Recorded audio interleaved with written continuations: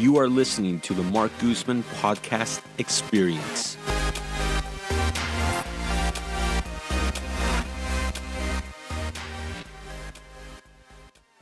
Today's Real Realtor guest is someone I've gotten to know over the last couple of years due to my involvement within the California Association of Realtors.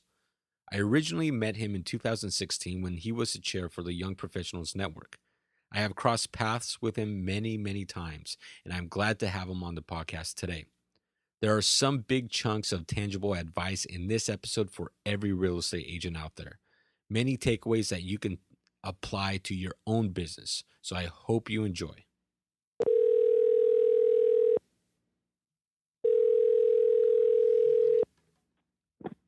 All right. All right. Hey, what's up, Matt? How's it going? Good. All right. So let's get started here. And my guest today is Matt Clements, who's a fourth generation realtor. We've had the pleasure to get to know each other a little bit this past year, actually in the last 2 years, because you chaired the Young Professionals Network at the state level. In fact, that's the very first time I met you was at one of the state events. And so let's jump right into it. Now, this podcast episode is called Real Realtors, where I like to sit down with one or two real estate professionals and we talk everything about real estate. So let's get started, Matt. And I want to thank you for being on the podcast here. And how did you end up getting into real estate? Yeah, Mark, thanks. I appreciate it. I'm grateful to be on the call, and thanks for being a friend. And it's just a wonderful industry we're in, and having great people like you is all part of it. And that's why we're friends. And my story started back in 1999, where I worked for my godfather, and he was a developer, and he built a commercial building that's known as Tech Space. And I sold lease property and did tours in there in college, and then got my degree, got my real estate license the next year in 2003. And I haven't looked back. It's been a great run so far. Oh, that's funny. You got your license in 2003. I got my license exact same year. So we've been in business now 14 years, going on 15. Yeah, it is. And I think the significant part of that is that everyone that I knew that started in that year or those couple years and then survived the downturn, I can probably count 20 to 30 realtors that were my friends at that time. And I only had one friend that survived the downturn other than me. Unfortunately, he had a physical injury and he's out of the business now. And that says a lot, I believe, because that last downturn was so crazy. It was. And you had to be really creative. Yeah, we turned to all sorts of different styles of selling homes and short sales and foreclosures. But we learned a lot. And I believe, Mark, some of the best realtors are those that survived that downturn and then thrived during the last several years. Oh, for sure. And when I got into the business myself, I mean, it was funny because they were doing loans left and right to anyone. I mean, there was one journalist who went out and got a loan for his pet dog. I mean, it was crazy. And then the whole market crashed, and I even got to a point where, you know, you're faced with the reality of you need to adapt and change your business or you need to get out. And, you know, I was able to adapt and, ended up selling foreclosures, short sales. I mean, you just had to hustle and make it happen. And it was a crazy, crazy downturn. You know, I'd tell a story, Mark, about how bad it was. And I told this to the board of directors right before I got elected president. And I told them about a time in 2009. It was a Wednesday night specifically, and I was down to my last four quarters. Literally the last four quarters I had to my name. 2009 was like the dump days of the down era, and our market fell some 50 to 60%. So there was massive tragedies happening. And I recall that we had Thursday morning broker preview here in Laguna Niguel. It cost $1 to go to it, and they serve you free breakfast. But I had that crossroads, and I believe a lot of realtors that were in that downturn have a similar story. And my brother, my older brother, I'm middle of three brothers. My older brother's a contractor, and he does hauling and demolition, and he's like my number one fan. I call him my number one. He called me the night before, and he goes, "Dude, do you need work? I can throw you into the mix. I'll pay you $80. It's all day, and just wear jeans and the shirt I'll give you. And I had to think long and hard about that because I was literally staring down to those quarters. And at the same time, I had no gas in my car. And so I had to make that also secondary choice like, man, not only do I need the money, I need gas, I need all this stuff. And it was starting to compound. So there's a crossroads. Do I go work for my brother, make some easy cash, or do I do the right thing and go literally all in my business and give my last 4 quarters to go to broker preview? That morning was that nexus point or that turn in your business, or really understanding that you have to be all in this business. And so I made the choice, and I chose my career, and I went to broker preview, and I spent that last buck. I ate breakfast, and I never looked back. We've grown ever since that day, and we haven't stopped growing. And I know that when I look back on my career, maybe 23 years from now, I'm going to look back at that moment as a defining moment in my career, to where I could have easily gotten out. I could have easily done something else and taken the easy road.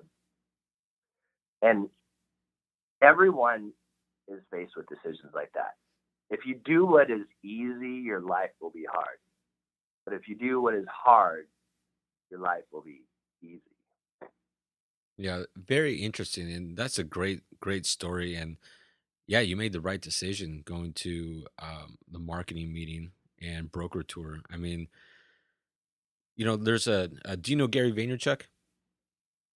I do. Yeah, one of the things he preaches all the time is how, as a business owner or entrepreneur, it's not real until you get punched in the face. And that 2007 to 2009 and 10 crash that we had was a straight punch to our industry.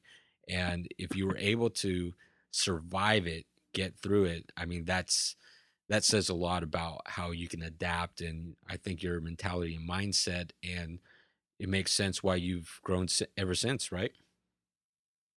Well, isn't it interesting? That was 2009. That's the year that YPN started in Chicago, and we started our network the very next year in 2010. So it was a combination of that, the YPN. I got a coach for the first time that year, and I really started to take my business serious. And that all those elements together, in addition to reading a lot, reading Think and Grow Rich by Napoleon Hill, reading How to Win Friends and Influence People by Dale Carnegie, and That's a good journaling. book. Yeah, all those pieces, it was like those five all put together had created this formula. And then with the really good coaching, he had created disciplines for me. So now I had a schedule to follow. And what I discovered was the schedule wasn't hard. It was just had to be done. But over the last 7 years, we've been able to compound it, creating this compound effect from all the calls, the notes, the pop buys, everything we do with video, everything we do in our marketplace. It's all part of it. There's no one piece, and there's definitely no secret pill. It's just doing one call at a time, one note at a time, one follow-up call at a time, and grinding every day. That's the thing I didn't realize, is that you actually got to work, and you got to work hard. Because Yeah, here in Orange County, yeah, yeah, that sets you it's, apart from everyone else, the hard work. I think a lot of people, Mark, get in this business and like, oh man, it's easy, easy, easy, easy. Sell a house easy, make $20,000. That's easy, right? No, selling a house is hard, and it takes a lot of work.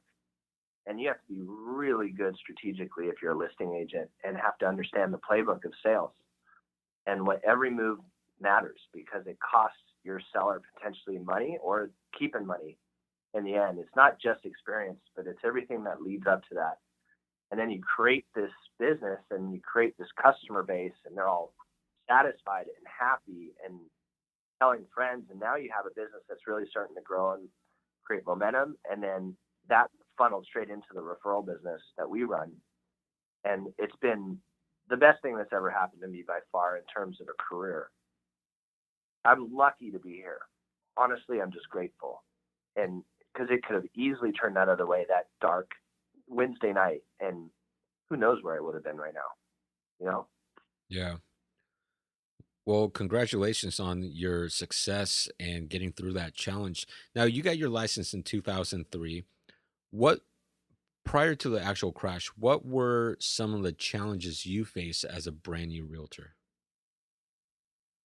I was young, mostly. I was 26 years old, and I had come out of the surfing industry as a professional surfer. So I was on tour and got points, chased the tour points, and did that for the better part of 6.5 years. And coming out of that, I wanted nothing to do with surfing. I didn't want anyone to identify me with that at all. And that was a mistake. So looking back to where I could have really taken my brand and run with it, I was fear based. I believe a lot of people do actions based on fear, and that sometimes leads down the wrong path because the perception I thought was that, yeah, if the waves are good, he's just going to go to the beach, or he travels 4 months of the year, or, it Hmm. would equate to being. And I had to really dig deep. And luckily, I had great coaches that helped me get through this. It's your tribe, and that's who you sell to, and that's who you relate with, and that's who you are. I had to discover who was my tribe, right? And once I discovered that, I had dug straight back into it. I actually have two tribes. I have my tribe of surfers at Salt Creek, the beach that I surf in Dana Point, which is right below the Ritz-Carlton Laguna Niguel. It's my backyard. I was there this morning. And my second tribe, which is Dana Hills High School, and all my friends I graduated with. Those two groups represent more sales from me, and I relate more with those two groups than any other groups. So then I started to go, okay, well, I'm a surfer and I'm a realtor. So how can I blend those together? And I created the Surfer Realtor brand, and I was able to get that across all the platforms. Luckily, it was still 2011, I believe, and I was able to get it on Facebook, Twitter, YouTube, Instagram, and everything else that I use is at Surfer Realtor. And now that people identify me as a surfer, they think it's cool and they think it's fun, and then they identify it with beach homes. And where I live, there's big beach homes, and they're very expensive and they're very beautiful. And people across the country that I ordinarily might not have knew before, or really put an identity onto me, easily brand me with surfing in Orange County, and it worked brilliantly. Even though I was afraid, I went for it. I faced my fears, and it works. It works awesome. I love it. That's I think they love awesome. it too. Yeah. That's great. And branding, and many people don't understand having the same tag name across all social networks, how much that really helps from, you know, Instagram at Surfer Realtor, Facebook at Surfer Realtor, because on Google, it'll, like, if someone looks up beachfront properties or Surfer Realtor, it'll connect all your branding and all your channels together. And it helps with the SEO, getting you at the top of Google results. Full on. Yeah. If you just type that in, I'm all over it. That's a really cool thing. And it brings that cool factor that I always wanted in my business. And I even created an email based off it. And people that asked for the email, like, what's your email? It's Surfer Realtor at Gmail. And they were like, Surfer Realtor? Oh, that's easy. That's cool. And it was a little standout piece, but I love it. I believe it worked brilliantly. Now, what's the main area that you work in? I'm primarily Orange County. Orange County is where I was born and raised. I'm a fourth generation realtor, which means it was me, and then my dad was above me. My grandfather was a realtor for 53 years, and then my great grandmother, and all in Orange County. So we encompass that whole district, really. It's pretty big, but we have a team, so we service the whole thing. I hyper specialize in the town I grew up in, which is called Laguna Niguel. Some people identify it as Laguna Beach, and most of it has the same zip code, and then it overlaps with Dana Point. But it's Laguna Niguel is where I spend probably 90% of my time, and most of the business that I serve is within a 5 to 6 mile radius, right around my home, which is right in the center of the town. Okay, great. And I know one thing that you like to do are short little videos with market minute updates, correct? Yeah, How love those how does how does that help your business? How does that work for you? tremendously. We have several principles that if you live by the principles, you're going to end up doing sales. And the principle that I love to talk about is see the people. My grandfather, he was the longtime realtor. For when he passed away, I had just got my license. He passed away in '04, and getting my license in '03, I did my first deal, and he was so proud. He was so proud that his grandson had done and followed the family legacy, and he made me take a photo of my first check. Well, he gets cancer, and when he goes and gets actually diagnosed, it's in 4 places. So they don't do treatment; they just send him home and say, "You've got about 3 months." And not just the eye opener for our family, but we were there every day. And he's the matriarch in our family, and I never really got to pick his brain. But during the hospice portion, and I remember this very clearly because there was a point to where he got down to about 130 pounds and was very frail. And we were all over there. And I had a rich grandpa and then the poor grandpa. Rich grandpa had the big house, 43 homes. And we were all at the big house. And at this particular moment, my mom and my aunts, they were in the kitchen. My brothers were out playing pool.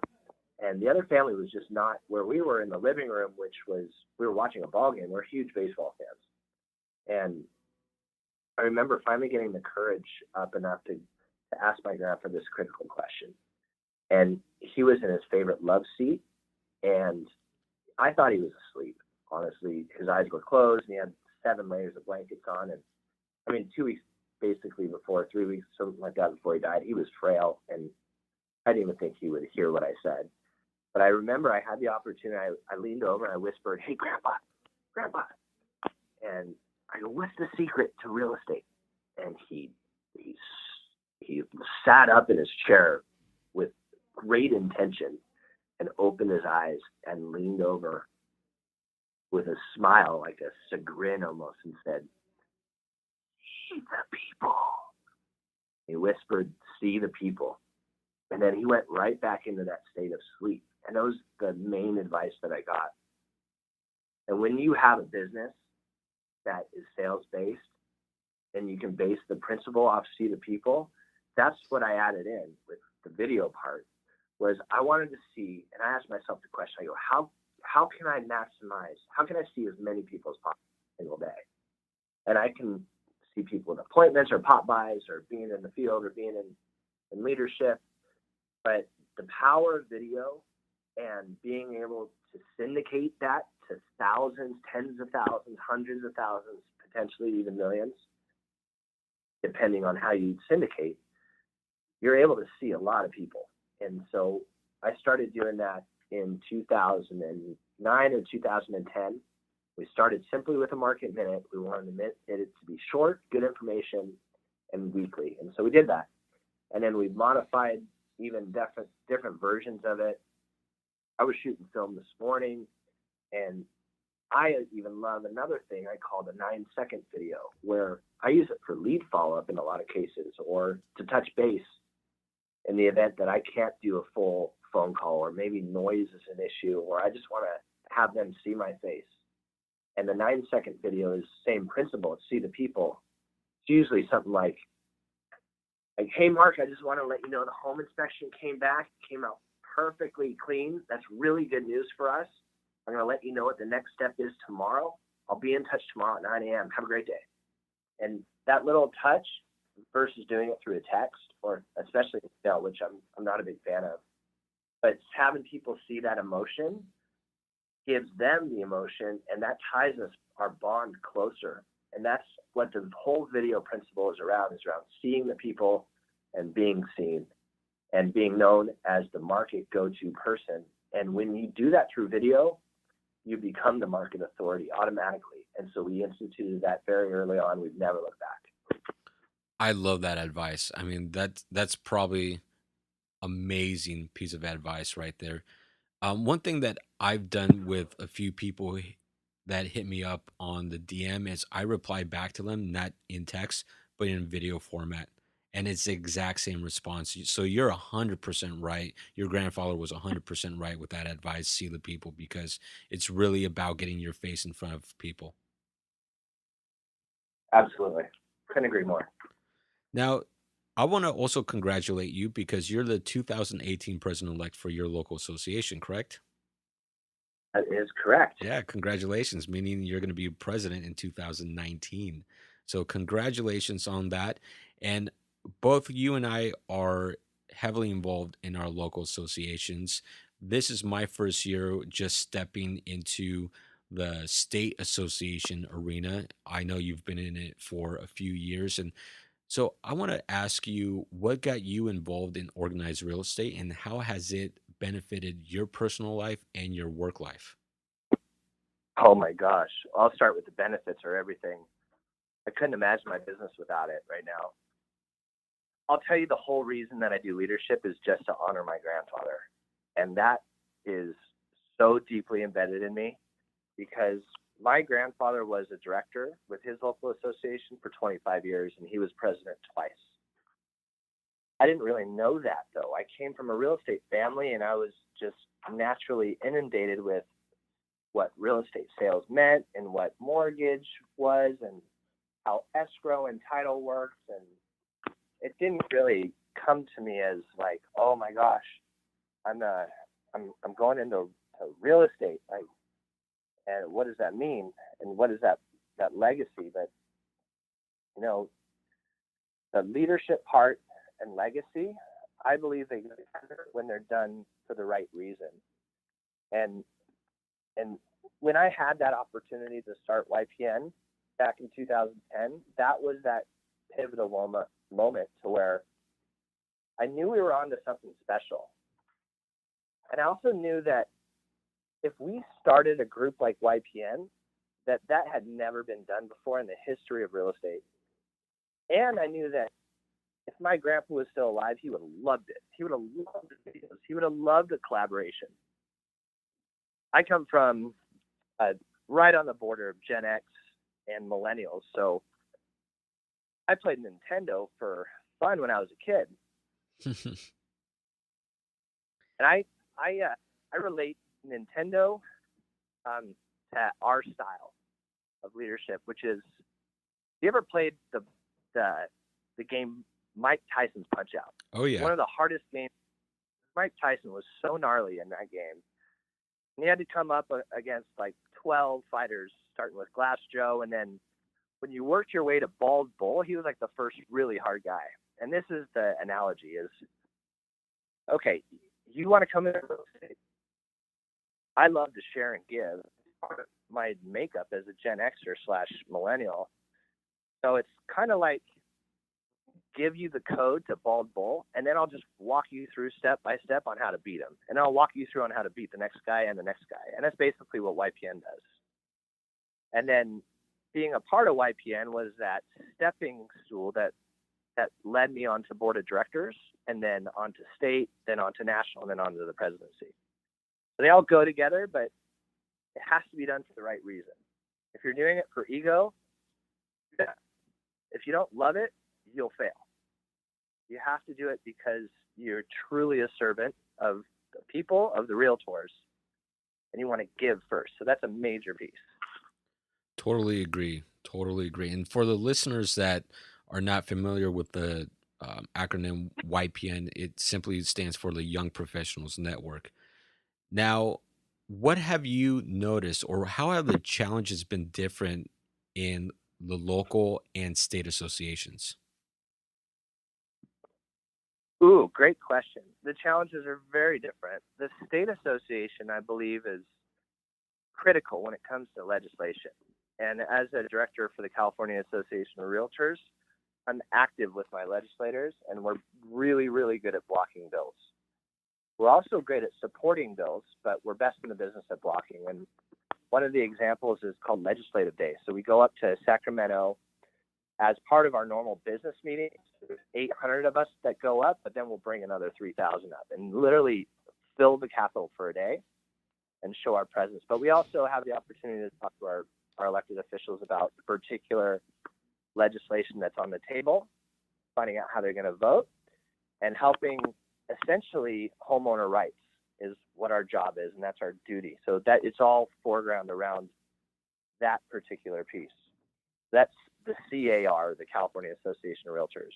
Local is totally different. Local is, we have our own board of directors. We've got about 25 members that are on the board, but we represent roughly 16,000 members, Wow. and it's big. We're now the biggest in the state, ninth in the country.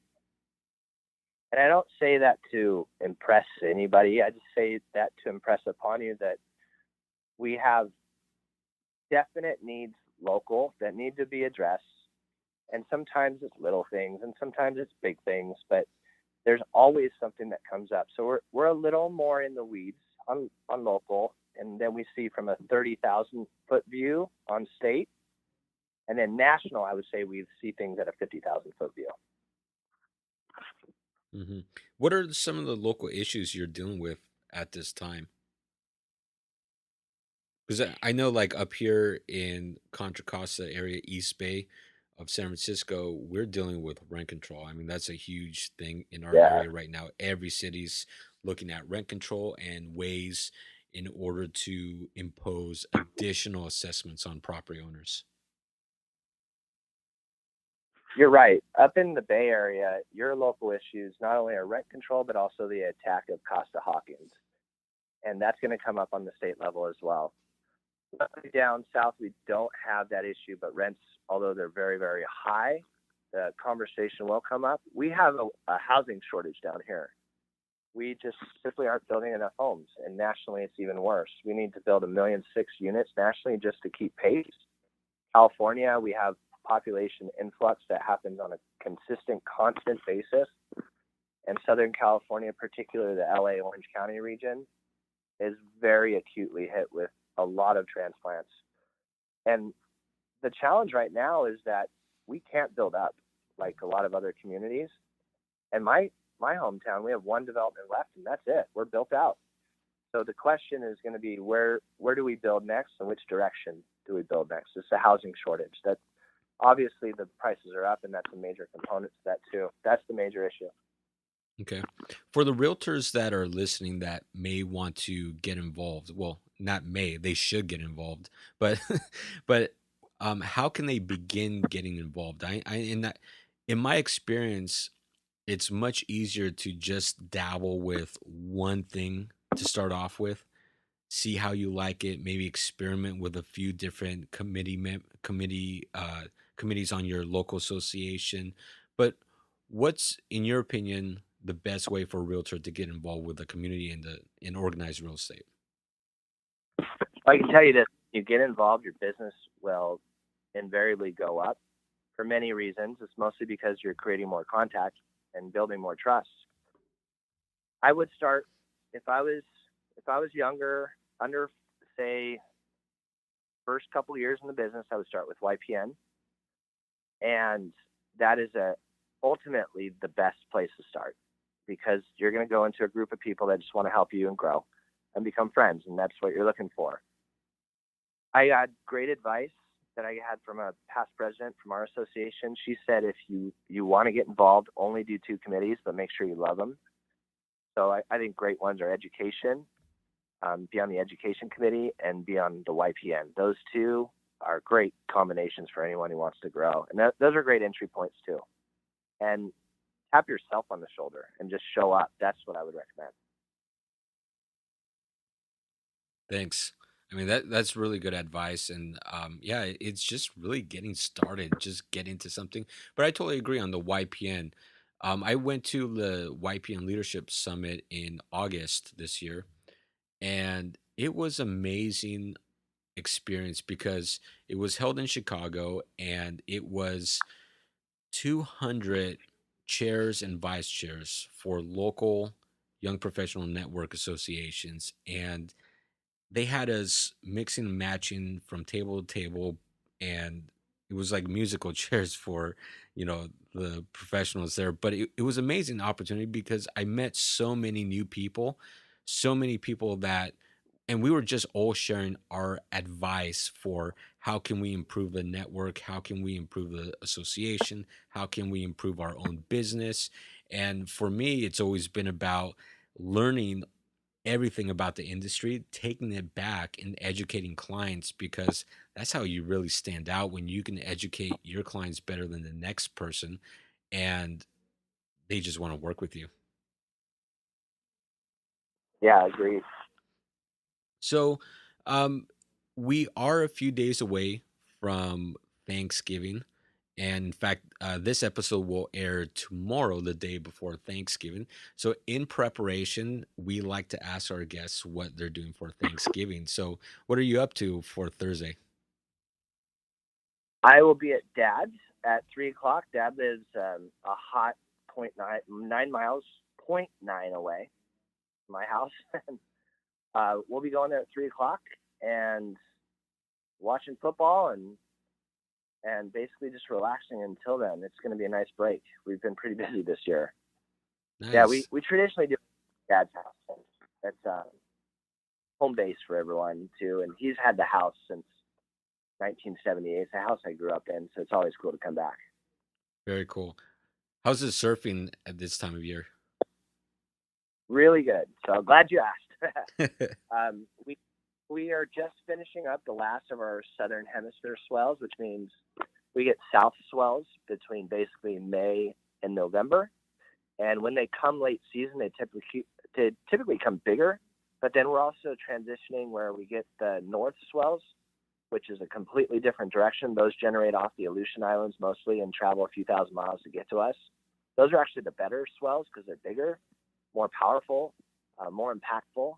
The south swells are more fickle, but this time of the year, the water's still pretty warm. So water's around 65, 66 degrees. Outside, it's sunny and 75 degrees again. And it's dry. It's beautiful. I mean, it's ideal conditions today. There's not a whole lot of surf today, but we can always get amped by watching something like the Triple Crown, which is going on. The Triple Crown is the last three events of the year in Hawaii. It's the three jewels that create the Triple Crown champ. And it's one of the most coveted, it's the most coveted trophy next to winning a world title.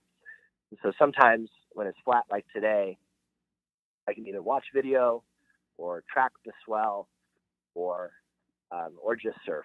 It's small. It doesn't really matter as long as you surf. It's the balance, you know. Balance is the key, Yep. and you got to love, and you got to do what you love, and you got to fight for it. And in the end, we're very blessed and very lucky to be in my hometown, you know, in a county where we've sold real estate since 1951, and have friends all over the town and referral partners that we work with. So you mentioned the YPN. You know, that's such an invaluable group. We end up doing referral deals, probably 10 to 15 a year. We just did one with Caitlin up in the Oregon area. That's And amazing. Yeah, it, that YPN yeah, forum group on Facebook, the NER and CAR, I mean, are extremely valuable. those are $10,000 requests if you want to put a monetary value on it, Yeah. sometimes bigger. Yeah, the YPN network is the strongest network in real estate by far, and the roots run so deep. That's the difference. Because we created something that had never been done in real estate, and it worked. And it's a work in progress, but now it's created dynamic leaders. We have the first National Association of Realtors president who is a YPNer. Our CAR president next year will be the first YPNer, Jared Martin. I'll be the first YPNer at my local association, also the youngest ever president. And it's this is just the beginning. We've only been in this since 8 years as well. It's really exciting. I can't wait for the next 20. That's amazing. Well, I want to wish you the best. Congratulations again on the presidency. And I'll probably see you at the winter meetings, correct? Down in Monterey? Yeah, I will be up in Monterey for sure. I'll be playing golf a little bit before. I also wanted to say that you're up in Richmond, and Point Richmond is such a beautiful, special place. I have family up in that area, and you can count on this, Mark, is when my aunt needs to sell her home in your area, you're going to be my guy.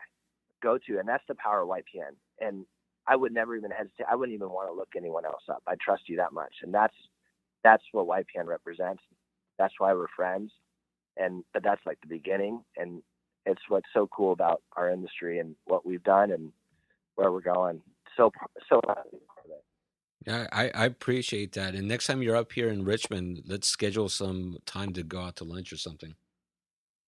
Yeah, would love that. And then actually, I got you on the phone. Can I ask you a quick business question? Yeah, for sure. Okay, we're friends, but if you were to buy or sell a home down here in Orange County, or if you had a family member or friend or coworker who was, am I the realtor that you would use and or refer to for Orange County? Oh, of course, hands down. Yeah, Dude, I appreciate it. yeah, yeah. And I'm like you so said, it's the power of the whole YPN network. I mean, you get to know people and you get to know more of who they are as a person. And I mean, if I'm going to refer someone or if I'm going to buy a property myself and, you know, I want someone who's a professional, who's involved, who knows everything that's going on. And that's what YPN does. It really throws you into the whole mix of everything. yeah, I appreciate it. I promise you this: I will never ever take your business for granted, Mark. I appreciate it. Same here. So thank you. Have a great Thanksgiving. If you do get some surfing in, enjoy it. And uh, we'll meet up in Monterey. Yeah, thank you, and hopefully this added value to your listeners. Um, I'm always here to help anything you guys need in Orange County, real estate related or not. I'm grateful for you, and you guys have a wonderful Thanksgiving from our family to yours. Thanks. And same to you. And actually, before we end this, your email is surferrealtor@gmail.com. We'll go ahead in the description, link up your website and your contact info. But for the listeners, what's the best number for them to contact you if they want to reach out to you? Great question. You can always find me on my cell phone, which is 949 area code 842-8797. You can go to mattclements.com, or you can email me direct at matt@mattclements.com, or connect with me on social media. We'd love to meet new people and make new friends, and we're always here to help. Perfect. Perfect. And that's at Surfer Realtor. That's at Surfer Realtor. Awesome. Well, thanks, Matt. And again, we will meet up in Monterey and have a great Thanksgiving. Hey, happy Thanksgiving to you and to your listeners too. Thanks. Bye. Yep. Thank you so much for listening to the podcast. Thank you to our producer, Sam Lubman. Please subscribe, like, comment, and share the podcast. Remember, you can listen to the podcast on iTunes, Podbean, iHeartRadio, Google Play, SoundCloud, and anywhere else you listen to podcasts. For more information on my business as a property manager and real estate team, go visit my website at markguzman.com. I really want to thank all of you for listening. It means the world to me, and I hope today's episode provides you value in your day-to-day life. I created this podcast to help showcase the many great people that live in this world and help share some knowledge that I've learned along the way in life. Again, thank you for listening.